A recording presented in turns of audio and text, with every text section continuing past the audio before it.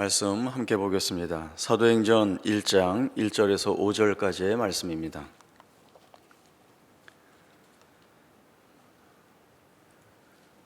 사도행전 1장 1절에서 5절까지의 말씀 보겠습니다.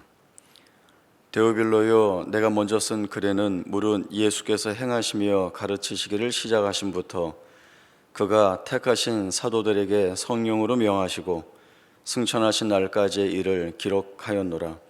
그가 고난 받으신 후에 또한 그들에게 확실한 많은 증거로 친히 살아계심을 나타내사 40일 동안 그들에게 보이시며 하나님 나라의 일을 말씀하시니라.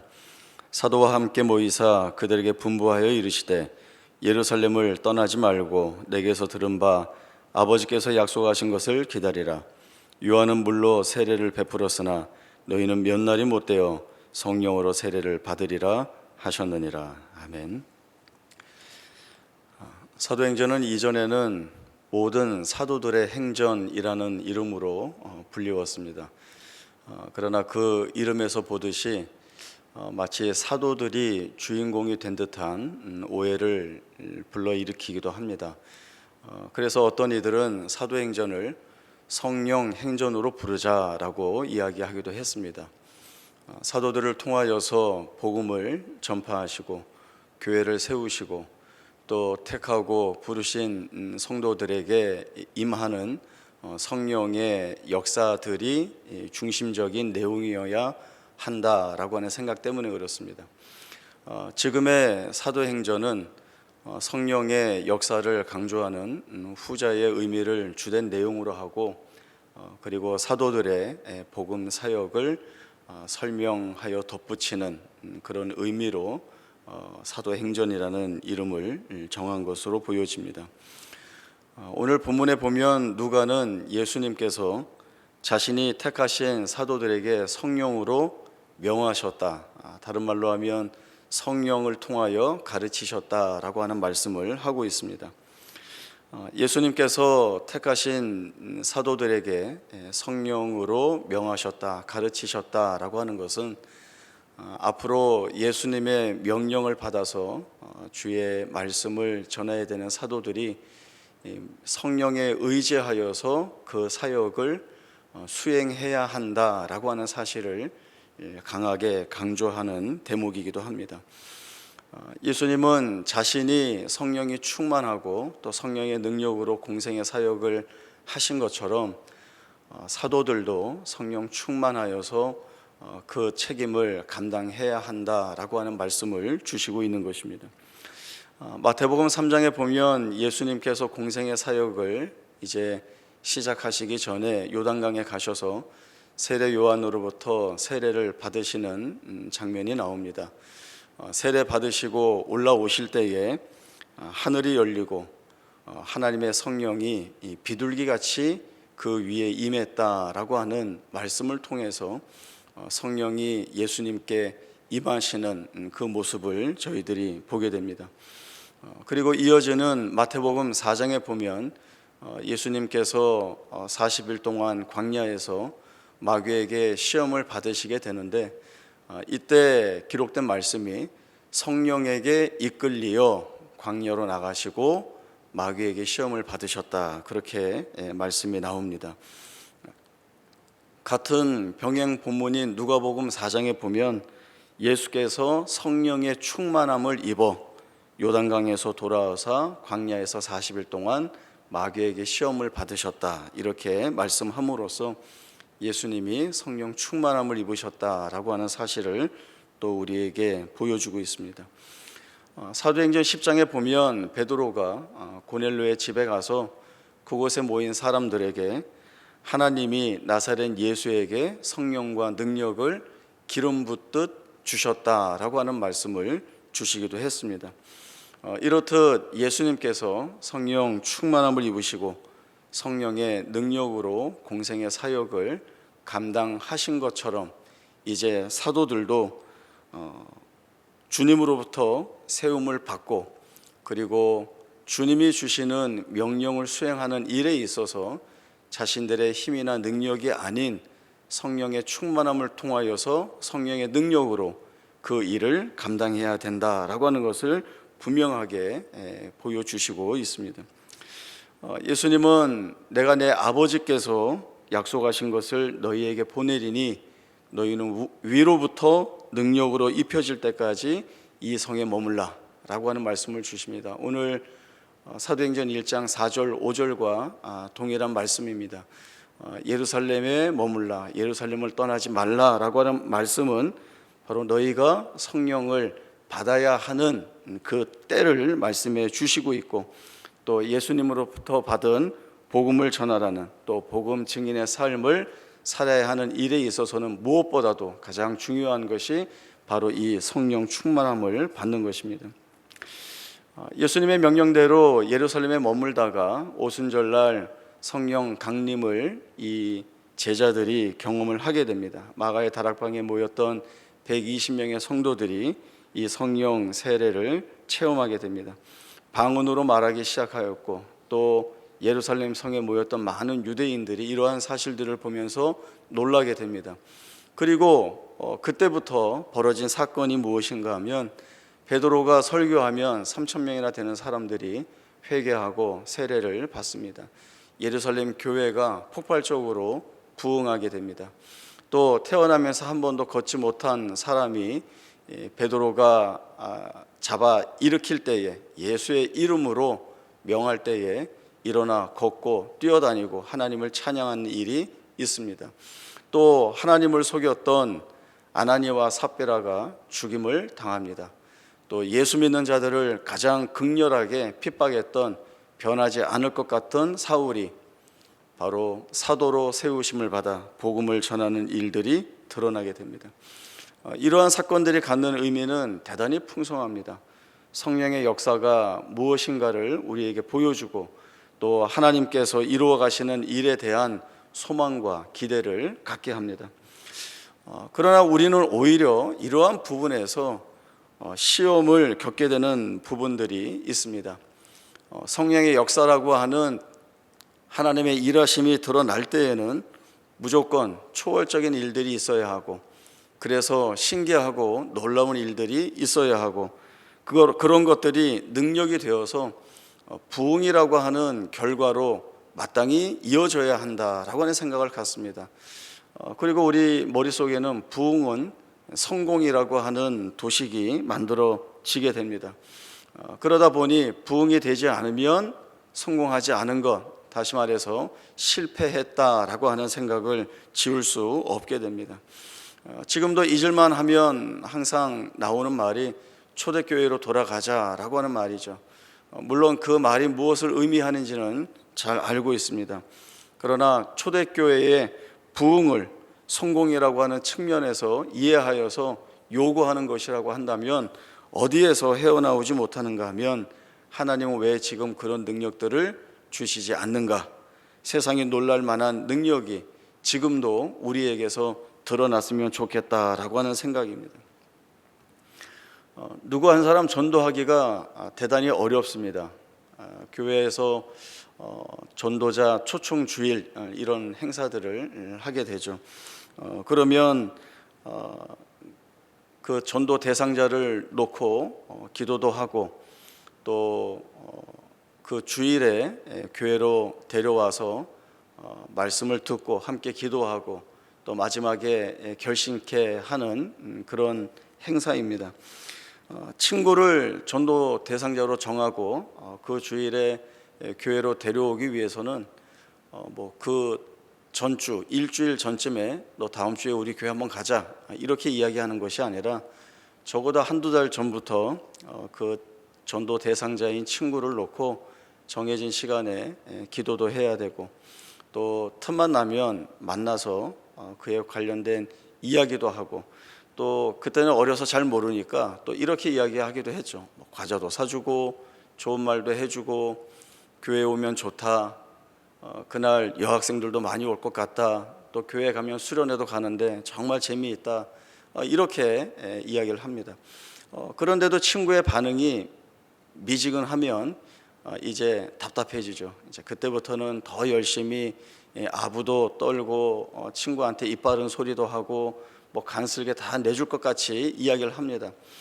그런데도 계속 거부를 하면 주님이 십자가를 지셨다라고 하는 그런 마음 가지고 나도 십자가를 져야지 하면서 계속해서 그 친구의 비비를 맞추면서 교회에 데리고 나오려고 하는 그러한 마음들을 계속 가지고 있습니다.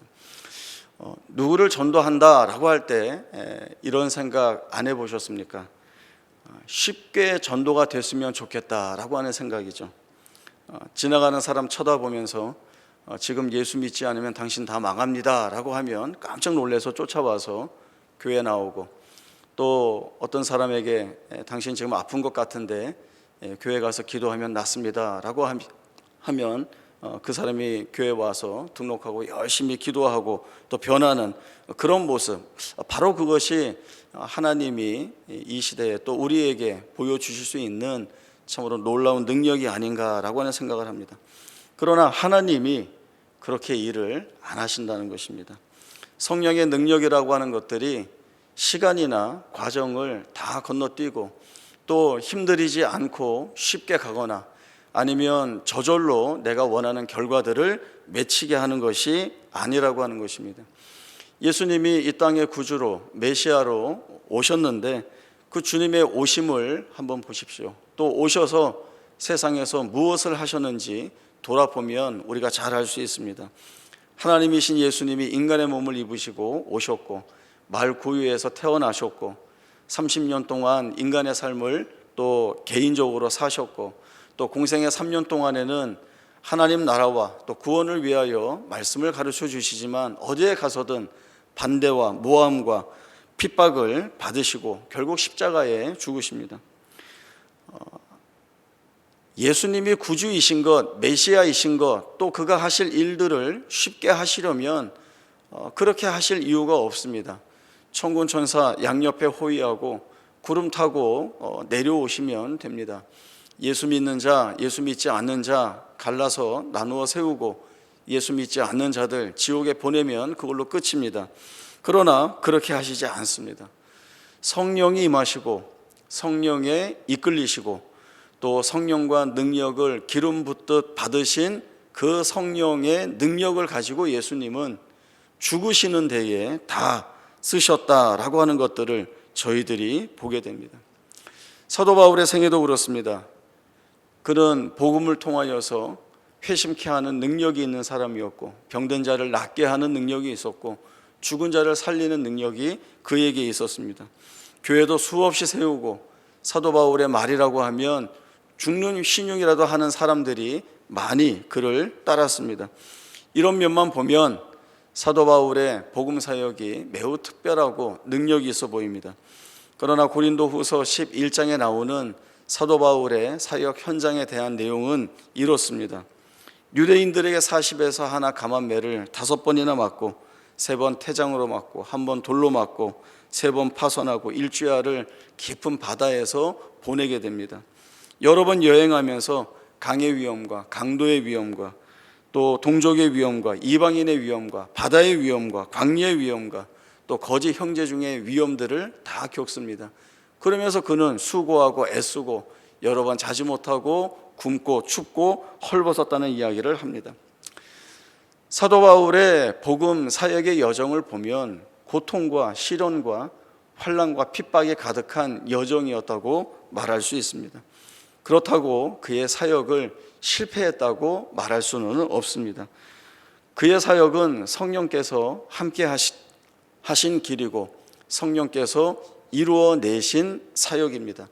성령께서 함께 하시고 이루어내신 사역이기 때문에 그의 사역을 부족하다, 잘못되었다, 또 훼손되었다라고 말할 수 없습니다. 오히려 완전하며 충만하다는 사실들을 저희들이 보게 됩니다. 이런 사실들을 통하여 하나님은 우리를 통하여 일하시는데 우리에게 힘과 능력이 있느냐 없느냐, 아니면 쓸모가 있느냐 없느냐, 가치가 있느냐 없느냐로 판단하시지 않고 이것 하나입니다. 성령을 통하여 일하는가로 시작하여서 성령을 통하여 일하는 자리로 우리를 이끄신다는 것입니다. 우리 집사님 서정을 목사님 개척 기도에 대해서 기도도 해 주셨는데, 개척 교회를 준비하고 또 우리 교회와 성도들이 이 일을 놓고 함께 기도하면서 저희가 분명히 또 기억하고 짚어야 할 말씀들이 있어서 기회만 되면 이러한 이야기를 나누려고 합니다. 우리 집사님 기도하실 때 이렇게 기도하셨습니다. 어려운 시기에 교회 개척하게 해 주셔서 감사합니다. 이렇게 기도를 하셨죠. 어려운 시기에 교회를 개척하는 것이 어떻게 보면 모험이라고 얘기할 수도 있고, 또 어떻게 생각하면 시기를 너무 잘못 잡은 것이 아닌가라고 생각할 수도 있습니다. 그러나 교회는 그렇지 않다, 교회를 그렇게 이해하면 안 된다라고 하는 말씀이 사실 이러한 때에 우리가 함께 짚어보고 나누고 싶은 말씀입니다. 말씀 한 군데 찾아보겠습니다. 마태복음 16장 13절에서 18절까지의 말씀입니다. 마태복음 16장 13절에서 18절까지의 말씀 보겠습니다. 예수께서 빌립보 가이사랴 지방에 이르러 제자들에게 물어 이르시되 사람들이 인자를 누구라 하느냐. 이르되 더러는 세례 요한, 더러는 엘리야, 어떤 이는 예레미야나 선지자 중에 하나라 하나이다.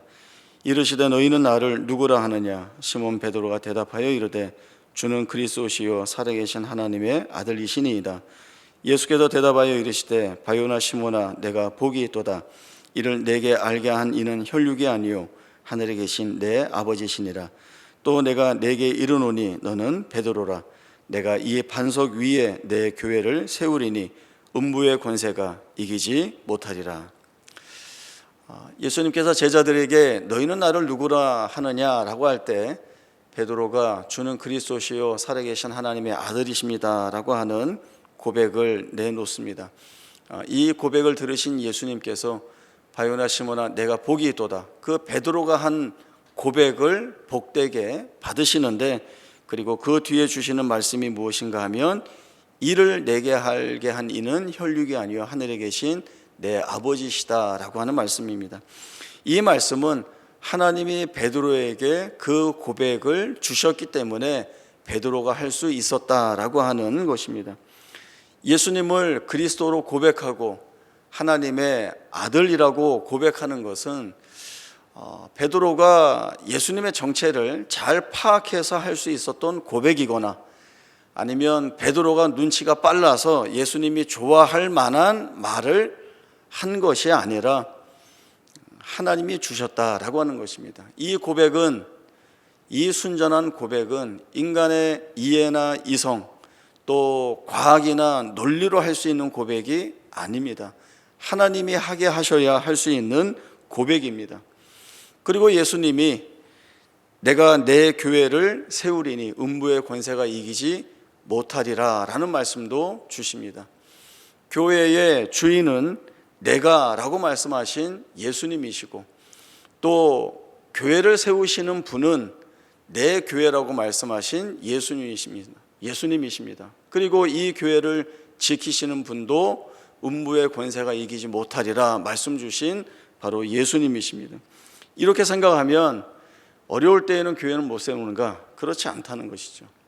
사도 바울은 한 번도 편한 때에 교회를 세운 적이 없습니다. 교회라고 하는 것은 늘 세워질 때에 반대를 받고 어려움을 겪습니다.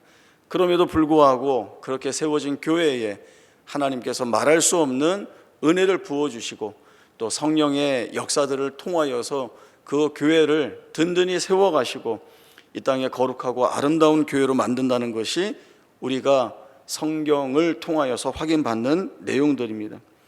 물론 어려움이 많습니다. 그 어려움 때문에 많이 울기도 하고 아파하기도 하고 고통스럽기도 합니다. 그러나 음부의 권세가 이기지 못하리라 라고 하는 이 약속을 주신 주님께서 그 모든 일들을 감당케 하시고 책임지실 것이기 때문에 그 약속을 믿고 한 걸음 한 걸음 걸어 나가는 것이 바로 주님 앞에 부름받은 우리 모두의 바른 자세입니다. 코로나 때문에 많은 분들이 힘이 듭니다. 특히 규모가 작은 교회 목사님들 참 어려움 많이 겪고 있습니다. 코로나 때문에 힘이 많이 드시죠? 라고 하는 질문을 주변에 있는 목사님들께 많이 드려봤습니다. 그런데 그 목사님들이 정말 힘듭니다. 이렇게 해서는 아무것도 못하겠습니다. 이렇게 말씀하시는 분은 단 한 분도 없습니다. 모두가 괜찮습니다. 잘하고 있습니다. 이런 말씀들을 주시죠. 많은 것들이 넉넉하고 또 부족함이 없어서 또 상황 자체가 잘 풀려가고 있어서 그런 말씀을 주시거나 또는 목사라는 자존심 때문에 아니면 인사로 하는 거칠애 이런 것들이 아니라 정말 진심에서 우러나오는 말씀으로 그렇게 이야기를 해 주십니다. 그것은 항상 어렵고 고통스러운 자리에 있지만 여전히 문제가 해결되지 않는 자리에 있지만 그 자리에서 견딜 수 있게 하시고 또 버텨내게 하시는 은혜가 있기 때문에 또 그러한 은혜를 경험하고 있기 때문에 그 같은 고백들을 해 주실 수가 있는 것입니다. 내가 내 교회를 세우며 음부의 권세가 이기지 못하리라 하신 그 주님의 말씀은 교회뿐만 아니라 하나님의 성전으로 부름받은 우리의 삶에도 같은 내용으로 주신 약속입니다. 우리가 하나님의 택함을 받은 성도로서 우리가 이 세상에서 신자로 살아나가면서 현실에 겪게 되는 어려움이나 시련들이 대단히 많이 있습니다.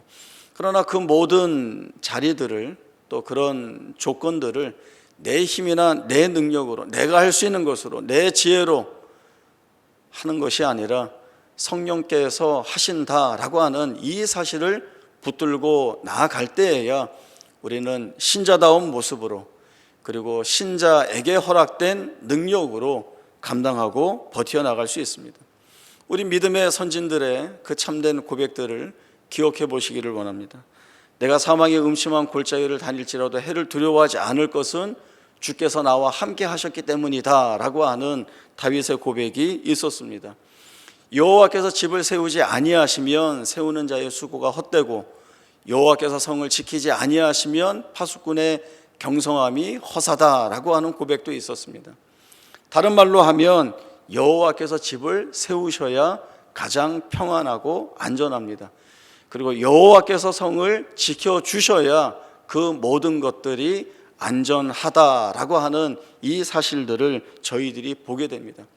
하나님이 함께 하셔야 그 어떤 것도 헛되지 않습니다.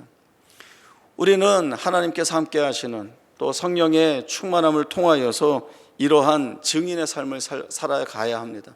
우리가 고통스러운 삶을 살지만 성령을 통하여서 그러한 모든 자리를 꿋꿋이 견뎌내고 이겨냈다라고 하는 그 경험이 우리에게는 하나의 증거가 되어서 우리가 그 내용의 증인이 되는 것이죠.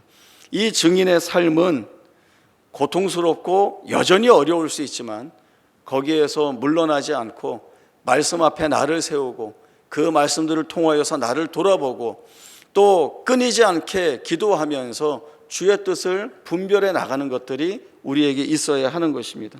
다른 것이 아닌 하나님을 바로 이 힘으로 삼고 살겠다는 다짐과 결심들이 끊임없이 우리 자신에게 도전되어지는 내용들이 되어야 합니다.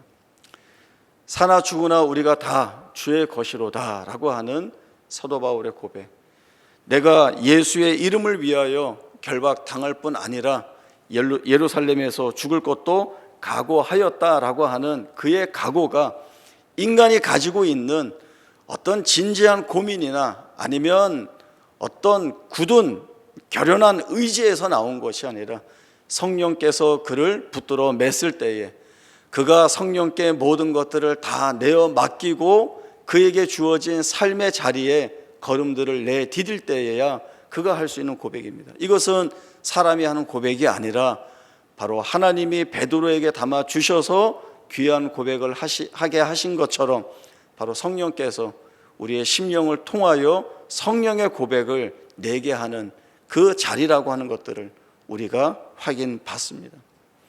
성령께서 함께 하시는 일들을 통하여서 살아가는 한 사람의 생애가 위대해질 수 있다라고 하는 것들을 보게 됩니다. 우리가 절망과 낙심과 고통 속에 있다고 하여서 그 자리에 우리를 내던져 놓고 내 운명이, 내 인생이 어떻게 되나 보자 이렇게 하는 그런 존재가 아니라 그 절망과 낙심의 자리에 있지만 거기에 우리를 내던지지 않고 그 자리에서 예수 그리스도라고 하는 견고한 반석 위에 우리를 세우시는 성령의 인도하심을 통하여 세움받는 자가 그 절망을 어떻게 살아내는지, 그 낙심을 어떻게 견뎌내고 오히려 감사하고 찬송하는 고백을 할 수 있는지를 우리가 드러내 보여줄 수 있다라고 하는 것입니다. 그 자리로 우리를 이끄시는 것이 우리의 생애 속에 간섭하시는 하나님의 뜻이고, 거기에서 승리의 찬송을 부르게 하는 것이 우리를 향하여 가지고 계신 하나님의 목적입니다. 넘어진 채로 내버려 두지 않으시는 하나님, 쓰러져 울고 있는 우리들을 버려두지 아니하시는, 외면하지 아니하시는 하나님의 은혜가 우리의 삶 가운데 약속되어 있습니다. 지금 없는데요, 하나님의 때에 하나님께서 그 일들을 이루실 것입니다. 기다리면서 소망하고 바라보는 것이 바로 우리에게 여전한 은혜의 자리라고 하는 것들을 믿음으로 놓치지 않을 때에 하나님은 반드시 우리에게 이 복된 약속들을 우리의 삶 가운데에서 이루어 내십니다. 그것이 위대한 복음 전도자의 삶이고 그 위대한 인생을 우리에게 맡기셨습니다. 이 일의 증인으로서 믿음을 가지고 살아내길 원하고, 또 증인의 삶을 우리 주님이 부르시는 날까지 감사하며 살아낼 수 있는 우리 모두의 복된 생애가 될 수 있기를 바랍니다. 함께 기도하겠습니다. 하나님 아버지, 은혜를 감사합니다. 우리가 힘겹고 고통스러운 자리에 있다 할지라도 거기에 찾아오셔서 우리와 함께 하시며 성령의 은혜들을 통하여 소망을 갖게 하시는 주의 약속이 우리를 오늘 든든하게 세웁니다. 이 약속을 쫓아 우리의 삶을 주 앞에 온전히 드리며 성령을 통하여 믿음과 은혜를 바라보며 살아가는 저희 모두가 되기를 소원합니다. 약속 주신 것처럼 우리와 함께하여 주시어서 복된 증인의 삶을 놓치지 않게 하시고, 또 성령을 통하여 살아갈 때에 우리의 삶이 감사와 찬송으로 변하는 것들을 보게 하셔서 이 증인된 삶을 끝까지 감사하며 살아낼 수 있는 우리 모두가 되게 하여 주옵소서. 울고 있는 자리, 가슴을 치는 자리, 아파하는 자리, 괴로워하는 자리, 우리가 지금 서 있는 자리이지만 이 자리에서 모든 것들을 춤으로 변하게 하시는 하나님, 감사와 찬송을 올리게 하시는 복된 생애로 바꾸어 내시는 하나님을 기대하며 우리의 삶을 전적으로 주께 맡기는 감사한 고백들이 우리 가운데 있게 하여 주옵소서. 거룩하신 예수님의 이름으로 기도하옵나이다. 아멘.